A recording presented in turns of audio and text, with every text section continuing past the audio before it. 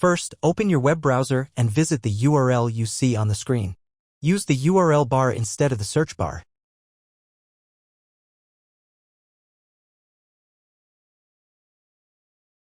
At the beginning you will see a form with a login and password. Usually it is admin and admin.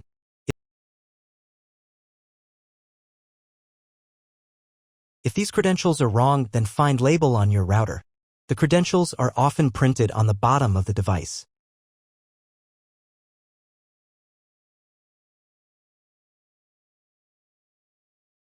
If none of this works, it means that your router has already been configured and someone has changed the login and password.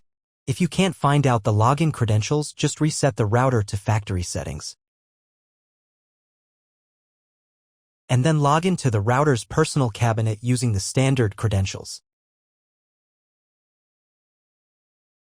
If your router settings do not look like mine, it means that your router has a different firmware. I made a video for every firmware type. You can find all the links in the description down below. I want to warn you right away that there are many firmware versions and they may differ slightly. But don't worry, you will succeed. Just watch the video and follow the instructions. First, to run the setup wizard, click the Start button. If your setup didn't start from this window but from the main menu, manually launch initial configuration. Click the Start button.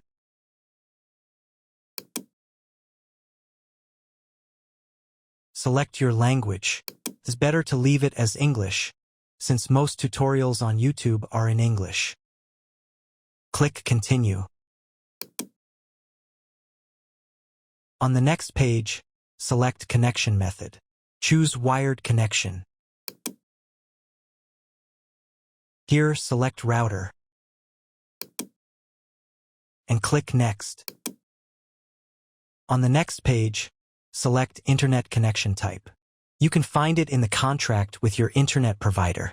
If you're not sure what your connection type is, choose this one.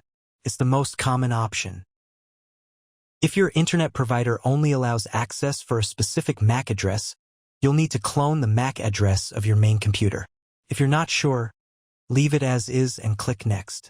In most cases, there's no need to clone the MAC address. But if the internet doesn't work after the quick setup, try running Setup Wizard again, and this time, clone the MAC address. Next, enter the name and password of the wireless network. The password must be at least 8 characters long. Click Next. Do the same for the 5G Wi-Fi access point if your router supports it. Click Next. If you were connected to the router via Wi-Fi, reconnect to the network.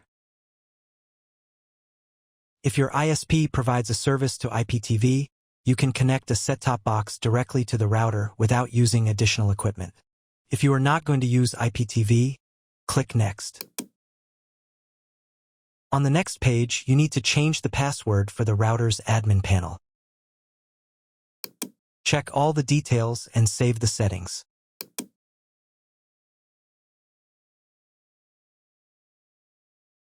Now you need to reboot the router.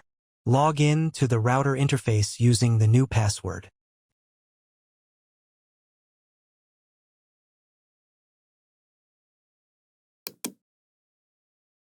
If a new firmware version is available, I recommend updating it.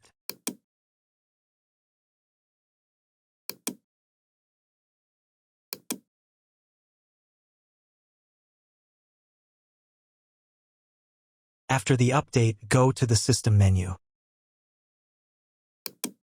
Then Configuration.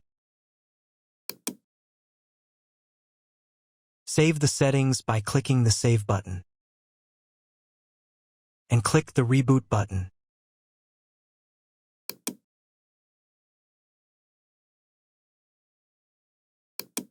Wait a few minutes for the router to fully restart. Now check if the internet is working. Just try to Google something. If there's no internet at this stage, call your internet provider. They will tell you your connection type and what other settings need to be configured.